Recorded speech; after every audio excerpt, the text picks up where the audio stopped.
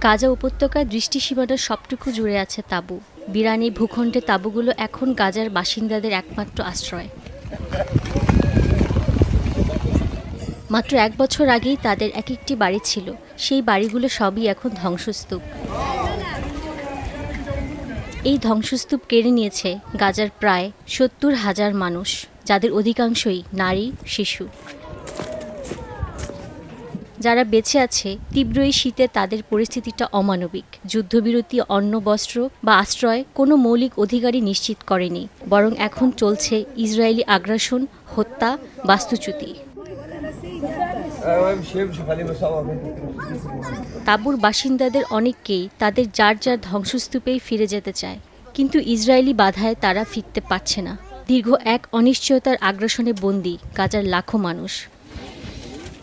শীতের এই সময়ে গাজার তাঁবুগুলোতে যেন ডিপ ফ্রিজের মতো ঠান্ডা। তাদের রাতগুলো কাটে শীতের সাথে লড়াই করে, আর দিনগুলো কাটে জীবনের নানা প্রয়োজনের সাথে আপোষ করে।